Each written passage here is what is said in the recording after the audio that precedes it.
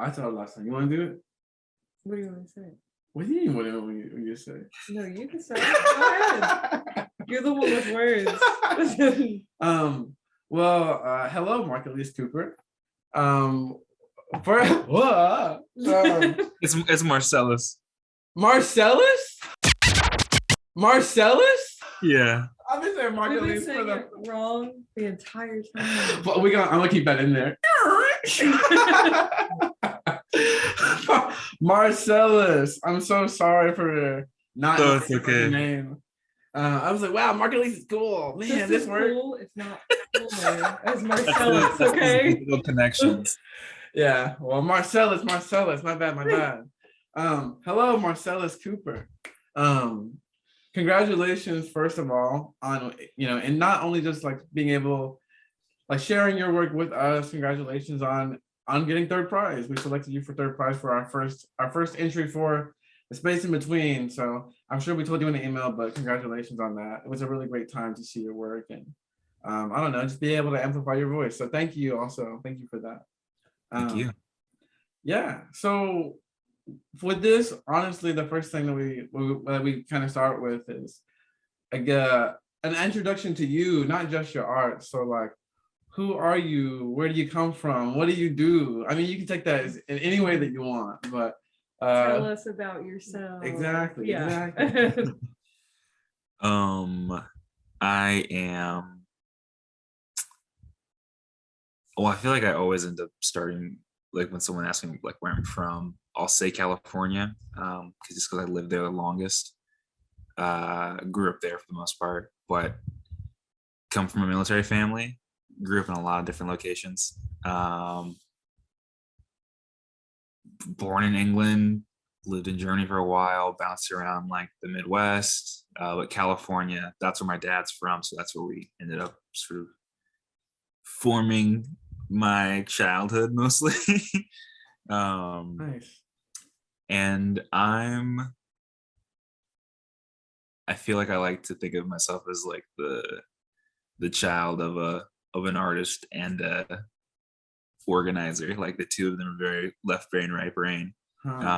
So that extends into me in a very, it makes me someone who likes to do a lot of things that are creative, and then chaotically tries to map them out. I'm a filmmaker. I'm multidisciplinary. I'm sometimes a human being, most times a garbage person scrambling around for time to try and communicate with people. Yeah. I think for me, I'm a storyteller, because I grew up just consuming movies with my mom and trying to recreate them on my own with like a family camcorder, and I use it in my practice today sometimes. So I feel like that's always been a part of my identity, is telling stories. So yeah, sometimes person, most times garbage man telling stories. Hey. Yeah. Sounds about right. Especially the like not being a human most of the time. Yeah. Searching for time. Oh yeah.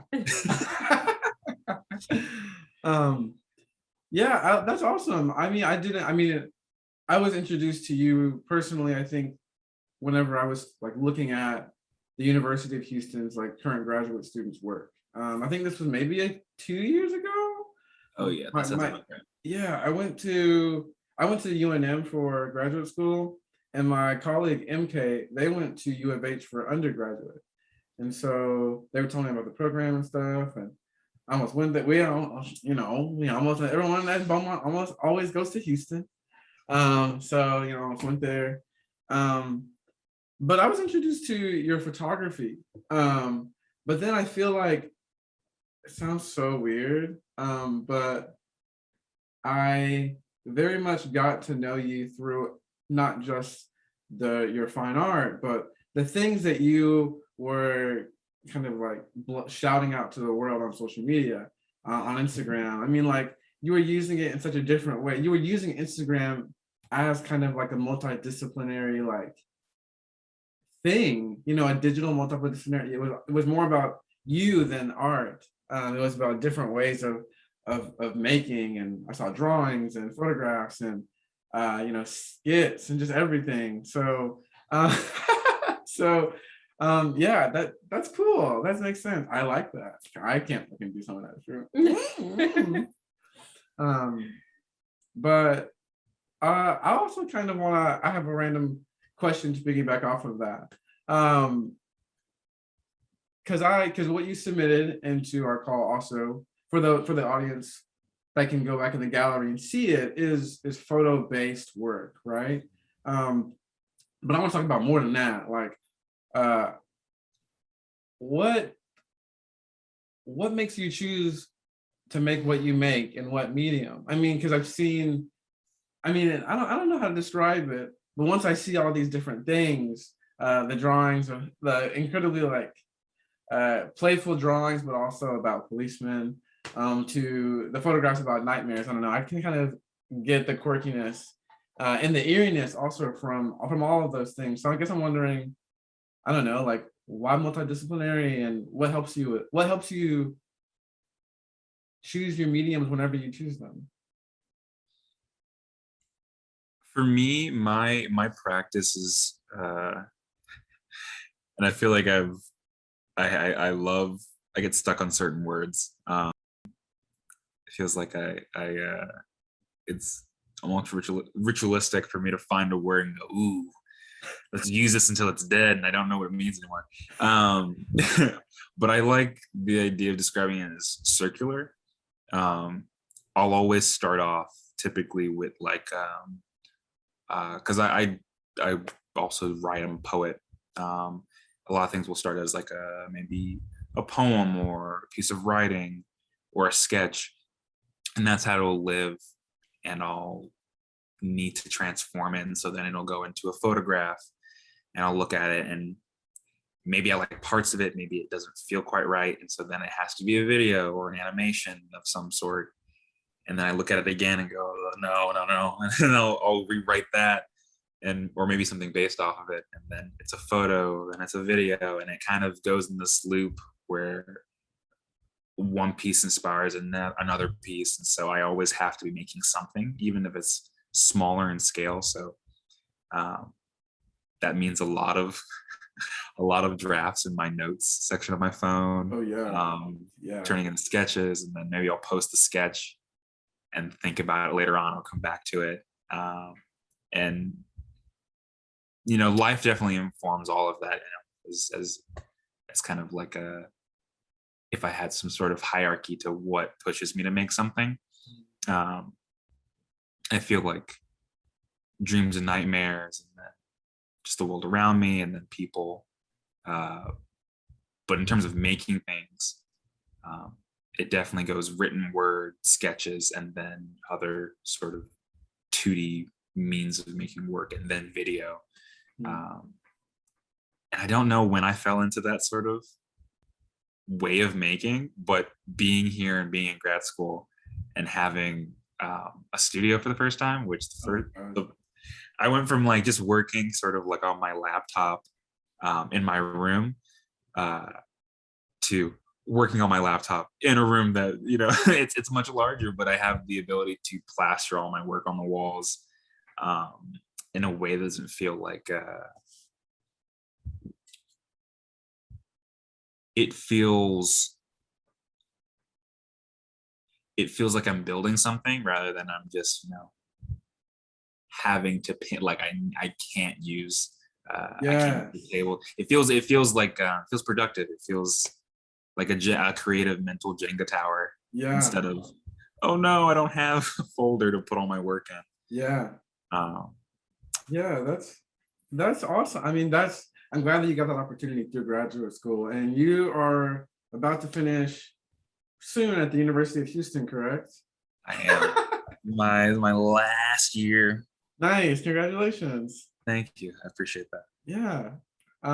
Yeah, man, them studios going from, I mean, I going from, you know, being an undergrad and typically, yeah, you do work on your laptop or your tablet or whatever it is, especially as photographers or digital illustrators, and even animators, stuff like that, it's so different to having your little workstation at home. And like you're saying, like something about pinning up stuff all over the wall, like my own work to take down and constantly put up. I'm like, man, I'm putting holes in the wall in my home, like something about that is just, it's so much different than having a workspace, like a studio, and being like, oh yeah, I can tear this shit up. I can put stuff up, and I can like move stuff around, and I can see how things actually exist in space, and not how can they exist at home, but how do they exist in space, and how can I play with that?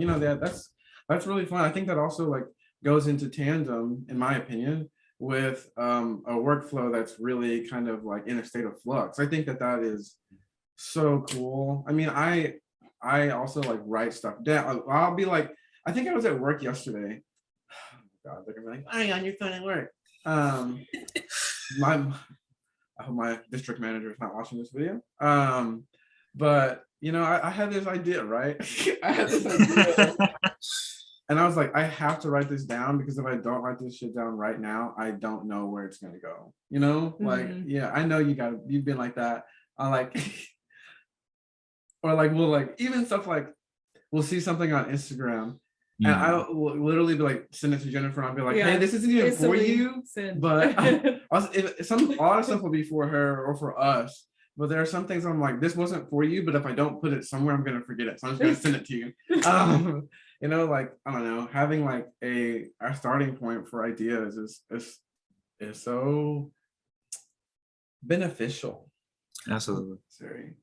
But also just different ways of working. I mean, like, we started to, I'm very curious as to how you started to work in different ways. I mean, you talked about the different ways that you do work, but I don't know, maybe it was, I'm not trying to speak for you, but I feel like both of us going from photography to like photography and printmaking and textiles, and then photography and drawing and painting elements for me, man, that was scary for me.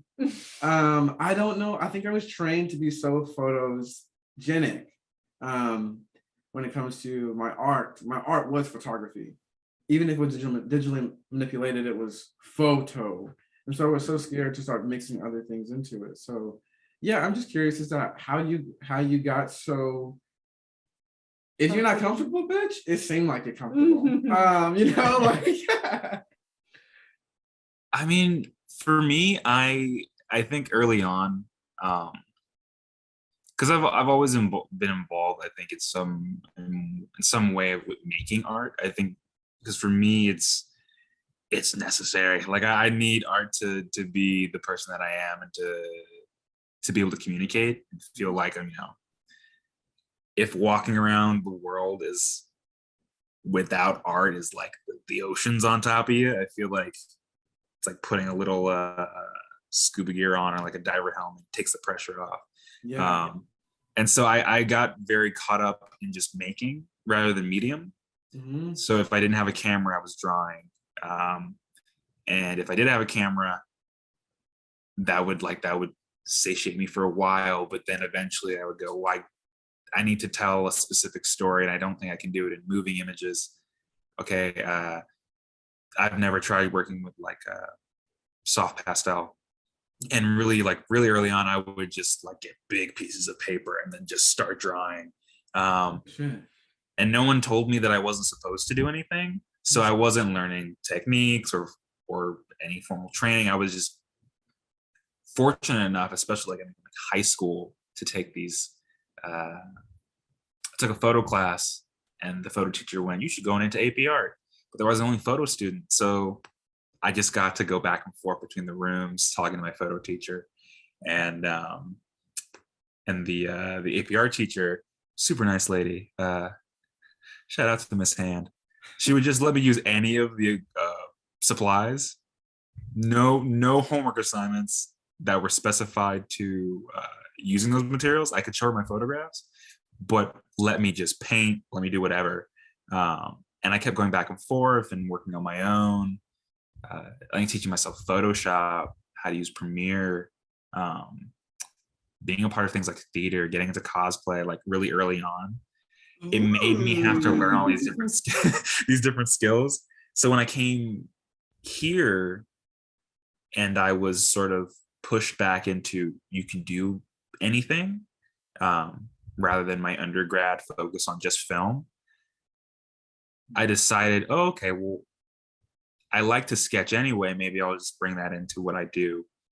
Oh, I miss painting. Maybe I'll start painting again. So that turned into me painting on photographs, me ripping things up, scanning, trying to find any sort of way to combine mediums. Because I don't know, I think I'm interested in the challenge of picking up skills and making things touch that aren't supposed to. If it means that like, oh, I scratched that itch on my brain, like that's what I wanted people to see. That's why I like the idea of trying to describe nightmares, because there's so many ways to do it. Sometimes the photos work, but other times maybe it's a sound. And I think I need to, like, I would teach myself how to mix or get invested in like a mic, or even getting old radios. I just bought an FM transmitter. Nice. Because I was like, I think for like my thesis project, the sound has to come from something that feels archaic or feels removed from like the normal digital. Like for a laptop, something scary might have a certain texture, but for a radio, everything sounds a little bit like it's gonna maybe jump out at you. Totally. And I got it just for that. And I don't know anything about amateur radio, so I'm gonna have to go dive into that now. But I think I just gravitate towards new things and like having a tool belt or like a little janitor's key of skills. Yes. It's Maybe addictive. more power to you. I mean, oof. Yeah, sometimes you just gotta fucking dive into shit. You really do. Am I hogging? No, I'm gonna cut go this ahead. one out. No, bitch, what? You got something to add? Go ahead. I'm just listening. I try to stay awake. Leave me alone. Okay, I just don't want to I'll feel nudge like, you if I want to say something. okay, all right. Or just like be like, bitch, no, shut up. You know, whatever. Wait, what's that? Wait. Waiting too long. No, I'm Now like, we gotta I cut think this out. I don't mind. We're gonna cut some shit out. Oh my god, I had a question in response to all that. Oh, okay. Wait, let me jog back. We were talking about like mixed media and being like okay with things not being okay. Oh, okay, yes. Yo, like I don't. Have you ever been? I mean, have you ever been in a situation, especially in academia, where someone was like, no, this should be this way. Oh, you're doing this wrong because the technical aspects of painting or photography or film equal, or A plus B equals C, but you're using A plus D, and that's not, do you ever get that pushback? I mean, and you don't have to answer it very bluntly or directly, but I guess I'm thinking about our experiences as well. Yeah. I think academia in general, I'm not just any specific people, but it can be so pigeonhole. It can be so liberating, but it can also be so like constraining. Not just by what the people that are instructing you are saying, but all of the things we're supposed to be reading are like this. Back in the day, they did this. The most popular and successful people did it just like this. And the people that are successful and popular right now are doing it just like this, so like I find some problems with that, especially when it comes to diversity, but just with like some of the works in general. So it's hard to I guess is it hard to push against that for you? I think initially coming into academia at this stage, because I think when I was in my undergrad, because my programs were digital storytelling and film production. One emphasized a very much team-based, it's collaborative, but there's a hierarchy and there's a process, there's order. I didn't have that sort of thought to engage. And even with digital storytelling, it was kind of like a dip into fine arts where the idea was you could be a sort of a team all on your own, and being able to find new ways like audio storytelling and all these. It was removed from sort of the critique and like art history aspect. It was so focused on the now that when I got here, there was a bit of not like a culture shock, but all of my knowledge came from like film history and my own sort of like, I feel like I'm using very ugly words or phrases, but a little rat's nest of like, oh, here's a podcast, oh, here's a book I love, and like things that I had assembled. So I just remember not being taken aback, but I think feeling a bit othered initially in my approach to making. And I think it really took seeing, quite honestly, other Black artists in the program working and also having really candid conversations with them to feel like, oh, okay, I'm hearing that, my A plus B plus D is right. It's A plus B plus C. And having them go, yeah, but you don't gotta do, you can like take it with a grain of salt, because truthfully, in my opinion, people wouldn't be saying things in institutions when they're teaching if at some point it wasn't true in good faith. But I think the biggest issue with education, and this is in general, not just the larger institutions, even small ones can fall into the trap. Learning has to evolve, and that goes for like faculty, all forms of staff, the databases, the books, the research. Like, it has to actively change, or else it just falls behind. And so I feel like my biggest challenge when it came to sort of developing a bit more of a voice and when there would be pushback was figuring out for me if something a critique of my work, or is it a critique of my experience? Because I think someone can, like the photographs that I submitted, someone can tell me, the formal, like, I think the way your pose is pulling from this, and I think the use of black and white is pulling from this, and I may not have that history baked into me. So I'll go, okay, and I'll write that down. I'll figure out for myself later if I think that's right, or even if I disagree with it, why. And so I'll try and think on it. But when there's critiques of maybe, this is what the black body means in this image, as the black body in the image, I feel like that's not what it is. So I try to decipher. And I think learning to allow myself to just absorb and then decipher intention from actual critique has been the big thing. Because initially, if it was very much like whoa, lots of academic words are being thrown at me. Do I understand what it means? Is it right? What's the quality of my work if I don't understand the language that describes it? Yeah, it's been almost 3 years of figuring that out. So definitely a long time. Well, hey, that shit's, I don't know. I feel like I understand how you feel, specifically as a Black person who went through academia. I think especially like marginalized people in those sort of settings, like it's hard to. For me, it was difficult to feel okay. And it's weird to just say it's kind of blatantly. But it was difficult for me to be my authentic self, including through my work,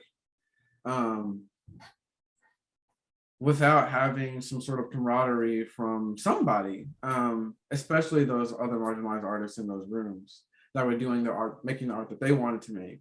And you could see it not just in their work, but the way they speak about it, and the way they're curious about other people's work as well. You know, I definitely had some absolutely amazing colleagues that, you know, there was times when I would be like, I don't know what people are. I was just like, you know, oblivious to maybe something, how something was said, or I don't know, like, especially with my work, people would say something and I'd be like, oh, okay, I didn't think about it like that. And then I would go to a colleague and they'd be like, that's fucked up. And I'm like, what are you talking about? I'm like, what do you mean? I don't understand. I don't know. I don't get it. I don't know. Yeah, I don't know. You ever feel like that? Yes, all the time. Yeah, I mean, I don't know, dude. But that being said, I think what's really, really great about, well, so it's not just great about art, but I think about learning in general, and something that needs to kind of be understood at a larger level, is that learning is not completely hierarchical in any way. I mean, yes, the adult should teach the child how to write, you know, something like that. But that doesn't mean the child doesn't have things to teach to the adult as well. Like, learning needs to continue to change because human beings and the planet and the ways that we think inevitably always change. And so if education is one way forever, then what the fuck are we doing? We're only learning to a specific point. It becomes a hindrance to, it literally becomes a hindrance to our well-being if we're not continuing to evolve as we learn. I completely agree with that.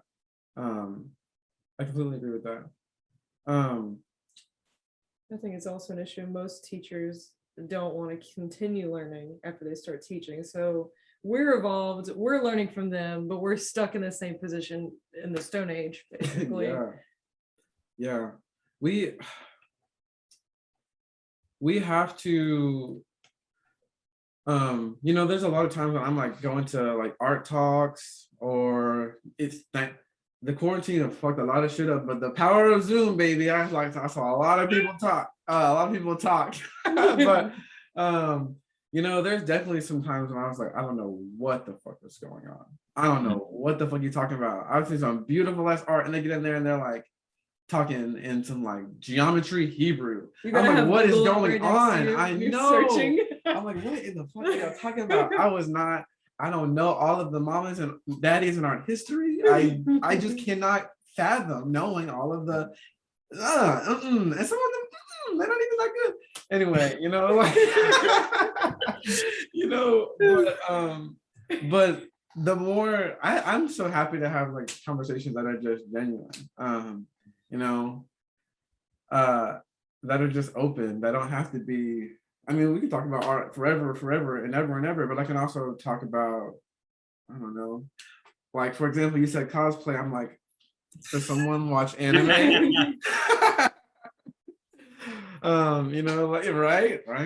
We have to talk about that. But you know, I don't know, like, I'm just happy that we are learning, at the very least. I think that we are learning that what the fuck is normalcy? You know, why do we have to continue to condone, or not condone, but conform to whatever happened before us? We can make whatever the fuck we want to make. And we can say whatever we want to say. Well, I don't know about all that, but we can say something. We can say it however we want to. We can speak about our work how we want to speak about our work. You know what I'm saying? Yeah. Maybe we should ask one of these questions. All right, which one? You pick. Wait, before you, Okay. ponder. I'm gonna take a hit. I'm gonna cut this up.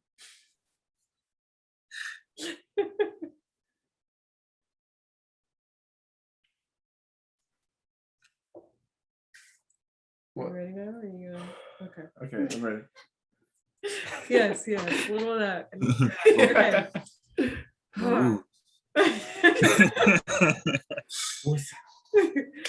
Okay. Okay, so has the past year quarantining, distance learning impacted your work at all? And if so, how? I mean, my whole thesis project and because the images that I had submitted are early versions of my thesis project. That whole thing started with I was working. I was teaching online, and I was working on campus. Um, Pandemic was booming. The Corona business was on fire. Miss Rona was fucking it up. It had a job every day of the week, and I got so busy that I wasn't able to consistently make work or do sketches. Like I was just so tired. And when I stopped making work, I stopped dreaming like completely, which was very different for me because there's a point in high school where I'd have nightmares like every night. So I was super used to. And it's intense when I say it out loud, but I feel like it was something I become so accustomed to. And I just, I would have less and less nightmares. Like it became this sort of more positive thing in my life, like a guiding force, or sometimes like premonitions, or just ways to interpret like the environment, what was going on with me in my life. And so I chunked them up into calling them just dreams. But I stopped working and I stopped dreaming. And I was stuck during a bulk of like the early part of the year, just trying to figure out how to make work again. 'Cause drawing didn't quite feel right. I could really only do self-portraits if I drew. And it was just drawing the same me with an afro, so just circles all the time. And I was just like, this is not it. And so I decided to take the figures I would see frequently in my nightmares and my dreams, and find a way to make like, okay, I'm gonna make work about them. What are they like? Are they characters? Are they people? And that snowballed into making like mythos. Okay, I have these people. Where are they from? Okay, let's create an actual space, like an actual location for them to be from, and what do they want? What do they do? What their roles? And so it turned into this whole thing where I was essentially just writing this big story. And it wasn't any inherent narrative that I needed to latch onto, but just the idea that maybe by making them feel more real and making it feel kind of like folklore or some sort of access, I could start dreaming again. And I did. It took 3 months of doing that work, and it's still continuous to sort of make their images and make them feel more solidified. But I lost my dreams and had to sort of claw my way back into them via people that I was introducing myself to, essentially. It's a very, very weird time. Yeah, that's rough.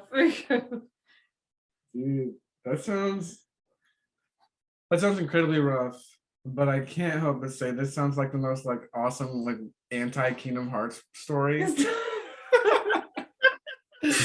Like nightmare. Oh man, this would be such a fucking terrifying video game. Holy shit. Oh, I'd love that. I know, right? That'd be I wish I knew how to code and game design. Yeah. Oh my god, man, fucking artist blocks suck already as much as it is. Good Lord have mercy. But the idea of like losing something that's kind of like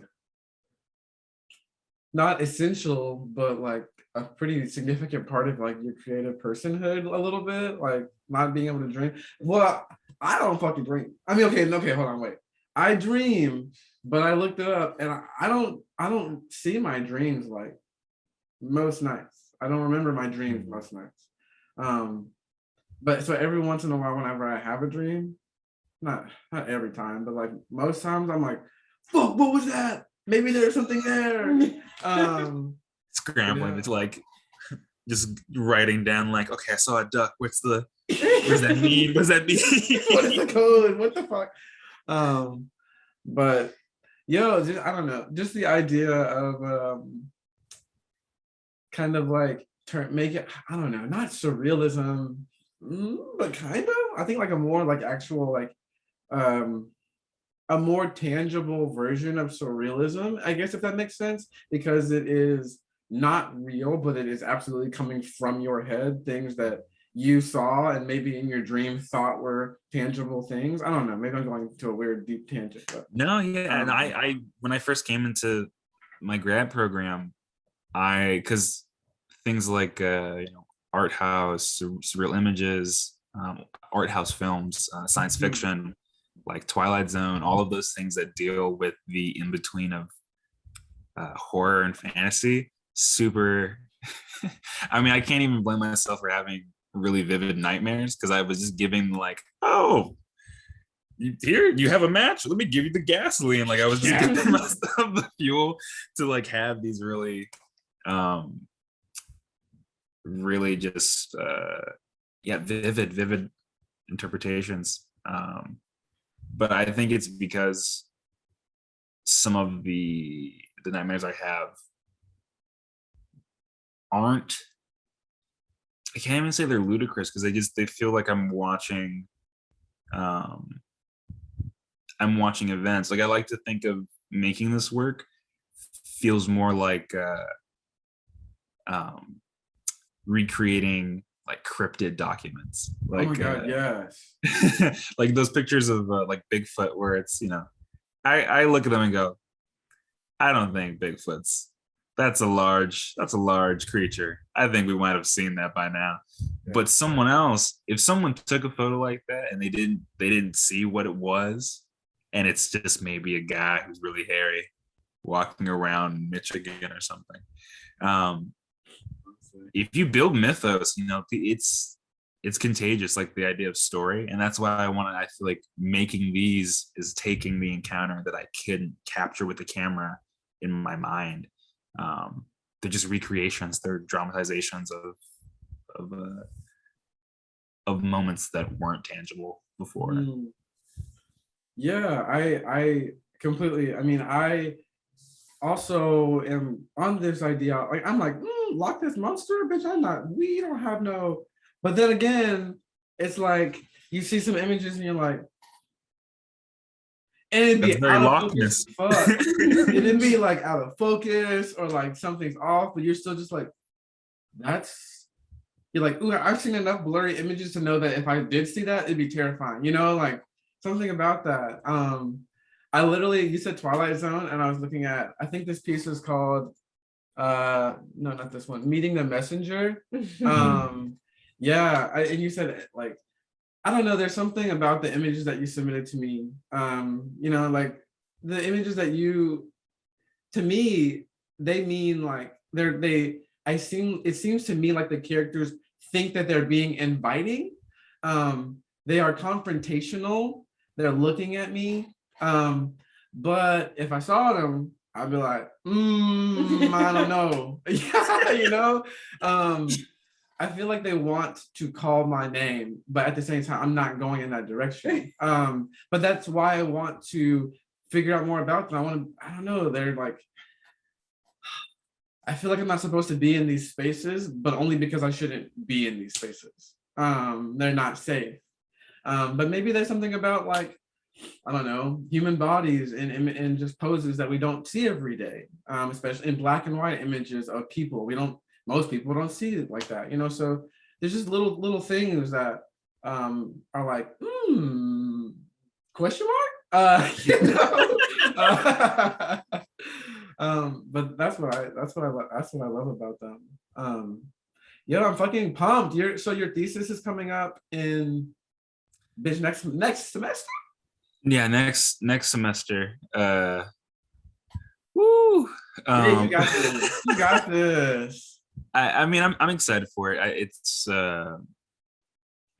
spent the whole summer just researching for myself. A lot of. I gave myself the homework of reading like 8 books. Wow. and I got through it. I got through it. They're not all the same length. Like, you know, some were shorter, some were more, some were easier reads, I think. But I just, at least for this project, the title of it's Nightmare Propaganda, and so I kind of did, and I'm it's nice to get reactions and hear thoughts about the work and the characters, because I really, all of the images in the video that I'm going to be making for the installation, it's meant to be propaganda on behalf of them. Like they are sort of these humanoid creatures that, you know, if you saw them anywhere, even if it was well lit, you'd be like, I don't know. Yeah. But they're just like, they're filling their role as members of a nightmare, as, you know, like even that messenger character, I've sort of placed him in the archetype of like a trickster. So he's not inherently, you know, malicious. There's no true negativity that he brings, and he just delivers whatever truths are present.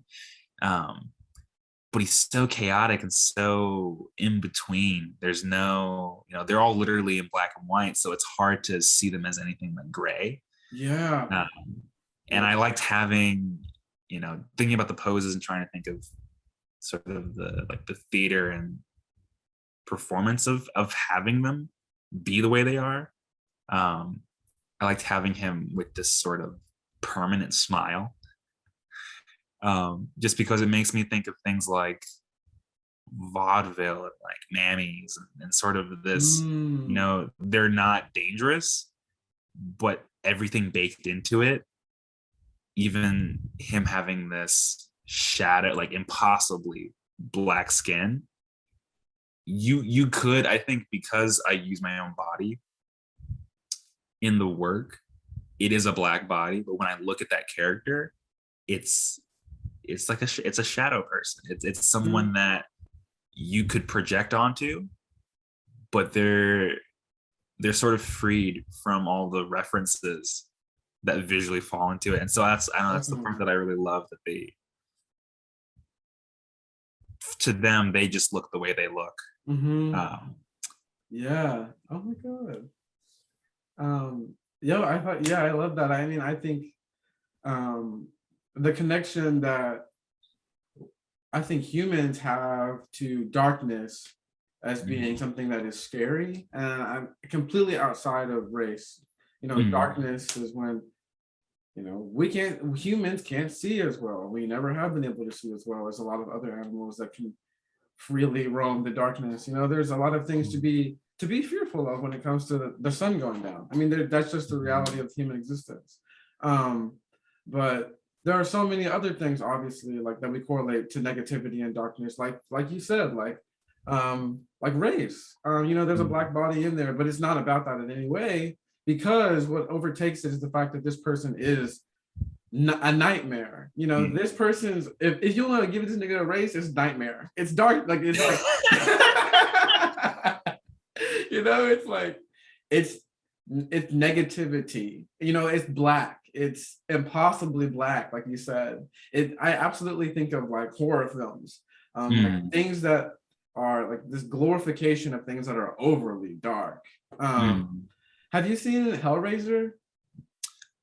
Love Hellraiser. Bitch, I was thinking of the Chatterer, you know, the one that just has the teeth. You know, but definitely, you know, that the connection that has to like mammies and minstrelsy is kind of odd, you know, like they're making these characters smile, and one is actually like the depiction of a black person that niggas actually do smile, but because of the context, because of the way that they presented it, that it becomes something so sinister. And I'm baby, I'm a fan of that. I like that in the work, you know, like that, like, it's stuff kind of excites me. I don't know. I'm also like a big ass horror movie buff. So I need to watch more. Love me my horror. Yes. Well, we have like maybe like Wait, I have a question. Okay, go ahead. All right, if you're comfortable with it, can you walk me through how you made one of these pieces? Because I'm just curious. Yeah, I mean, anyone. Any of them. So, It's here. thinking, thinking about like the messenger piece, the way that I try to approach shooting them started with a sketch. There's a sketch of both photos, not exactly the way that they are, not a one-to-one recreation, but I got used to the idea that, because I have cosplayed in the past, I painted my skin for things, but I, both logistically, painting yourself and shooting yourself, you can do it, but I'm not trying to have body paint on every piece of equipment I own. Yeah, I did that for my thesis video, bitch. It's just respect. Been there, don't want to do it again. So I thought about what I knew of all of like thinking back to the Twilight Zone and sort of like the horror movies I grew up on and the science fiction I grew up on, and remembering that the world wasn't black and white, right? It's just strictly the idea of film and restrictions to how can you capture an image. And I thought about how if all of it had been in color, like most films are today, even horror movies are today, they probably would have had to change so many things with costume and lighting. And I thought about how red was essentially black. And if I could really make use of the browns and reds in my skin tone and contrast everything against blues and greens, then that should be my color palette. So I started drawing all of these images in really like all the sketches are super vibrant. And then I would take my phone and like take pictures of those sketches, turn them black and white, mess with all the levels, and figure out all my framing. And then I started making my costumes and like finding things off of like Etsy, thrifting, trying to figure out, okay, he needs a cowboy hat. I think I went through like 2 or 3 different Goodwills, and then when I can't find the hat, so I had to go on Amazon, found the perfect black felt hat. Love it. Got, sort of this from the ground up reconstruction. And then shooting it, like the test images I did were all on my phone months ago, and I was able to figure, how to get the right amount of saturation in Photoshop before I took sort of like a black and white overpass to it. So these final images are all shot on 35 millimeter film. They're all on film. Yeah, it's all on film. Wow. This is powerful. I shot film so that I could have the grain baked in and make it feel like, as close to my memories of like documentation, because it could be digital, but I wanted it to feel like you found something. Yeah. And so there's pros and cons to that. Like, I can't blow it up super large without having to debate, am I okay with the grain or not? But I've stopped thinking about these, mainly through studio visits and lots of like thinking away on like, how do I feel about crossing mediums now? Now that I've spent so much time just doing research, but seeing them as just images. So that particular image with the messenger, it's all color film that I saturate to all hell, so my skin looks it looks like I'm sunburned, and everything else is just I blow the whites out so they feel like fresh photo paper, and then make the blacks as contrast as possible without adding unnecessary texture, because I want it to feel like a shadow. I don't want it to feel like felt or feel like velvet, or I want it to seem like you could maybe throw a pen into it and it wouldn't hit the bottom. and I think part of that's just because it makes me think of when I sketch, there's a texture because of the paper. But if I could draw on air, there wouldn't be a texture. And that's what a photo can do. It's sort of devoid of that, especially when it's like a really good matte, or even just the digital image when I scan everything. I love a good graphic quality to that. It makes me think of some of my favorite posters when they great movie, or well, no, not a great movie, but great poster. Malignant has super great reds and amazing whites and blacks. It's a movie that came out maybe this past year. Poster's so great. Movie's super corny, very fun. The poster. I haven't seen the movie. Nice. But I just love the idea of being able to get that, and shooting color and basing off of sketches was sort of like the way to work around painting myself. It let me get really graphic in terms of approach, without having to force my body to do too many things. Yeah. Damn. I was shouting when I was like, this bitch is powerful. I mean, like, I can't do film. That shit hard. Oh, man. I mean, that's all you. That's y'all. I love shooting film. I love shooting film. It's so fun. Film was the love I have for it, but also the fear every time. I just miss the chemical smell in the dark room. I miss it. Wow. I like literally, if you ever see a film texture on my images, it's a texture. That bitch is okay, so I have like one Polaroid. But anyway, no, film is so hard. No, that's okay. Anyway, all that to say, yo, like I literally thought that you had done that completely digitally. Yeah, knowing that process is absolutely insane. When you were not lying whenever you said, yeah, organization is definitely part of my artistic or my humanhood, as far as I can't do it like that.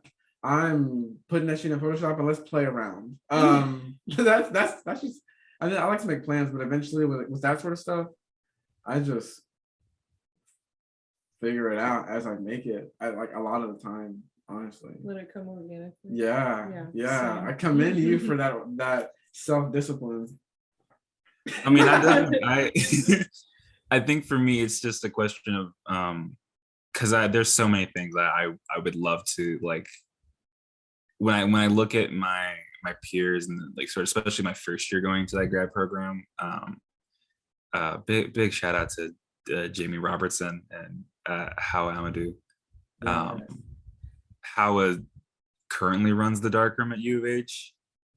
She's a wizard. She's like when it like whole, like in terms of film process, bow down. But I think it's just kind of like when I was saying earlier about being introduced to things.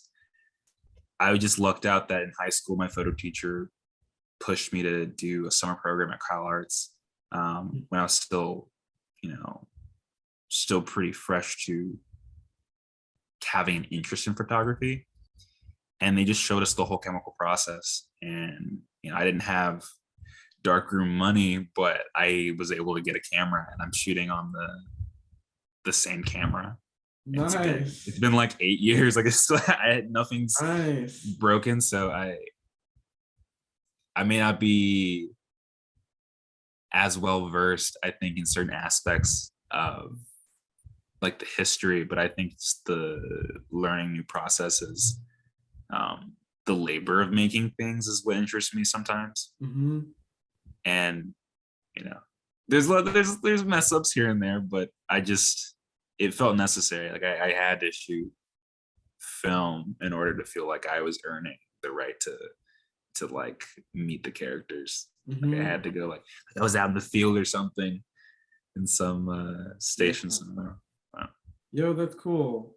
There's definitely like pieces in my head that I can think of one right now that I'm like, at the very least, the first rendition, I'm like, okay, it has to be this way because I'm envisioning it in this way, so I gotta make it like this. Like, I'm just talking about like shooting setup. Of course, you're talking. I mean, it goes as far as like, in what camera am I going to use? But yeah, I don't know. It's cool to have like a very specific way of like a bit. It's just helpful to have a motherfucking plan.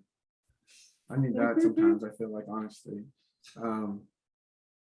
Well, we're about to be at an hour, so Marcelese, not Marcelese. Well, okay, wait, hold on. First, personally, are you going to be having a in-person thesis show so that we can attend? Yeah, we need an invite. Yes. We need an invite. Oh, Yes, absolutely. please.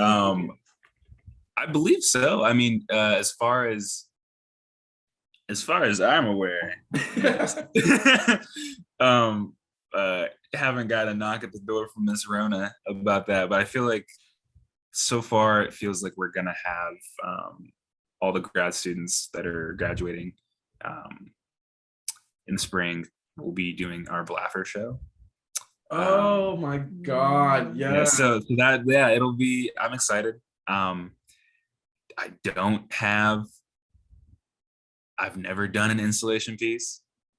Ooh. I've never been. I mean, this past year I've been submitting, like, even this is like amazing to me, that being a part of this. Dude, you should. Like, having things exist in digital galleries or galleries at all is super new to me. So it's very exciting to be able to engage in that way with like art and other people making things. That's awesome. So the Blaffer will be the big thing to go towards. Absolutely. It's exciting. Very much invited. Yeah. Oh my God, I feel like I just have to say it because I'm just gonna fight. The Blaffer Art Museum, which is part of University of Houston, is one of the best fucking museums in Houston. So that's fucking sick. I'm so excited for you to be there. That show that's up right now. Oh, don't ask me names. I have the books somewhere in here. There's like I think like there's a bunch of drawings and then a bunch of photographs. I don't remember the names. But those are fucking amazing shows. So it's just so cool. I'm so excited that you get to be in tandem with such cool artists. That's cool, man. Yes. I'm gonna be hitting you up because I want to go. Absolutely.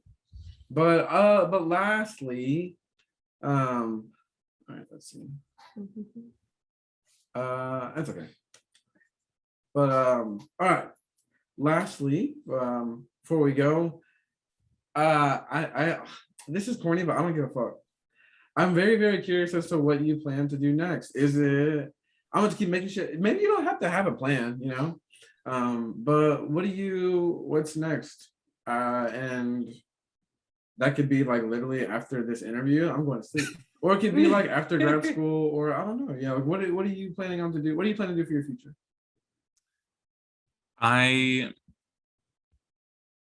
I've told myself, because I feel like getting to this point, I remember there was a point where I knew I was going to graduate high school and I want to go to college.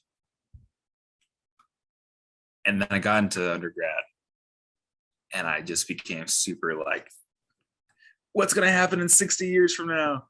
And it was just like,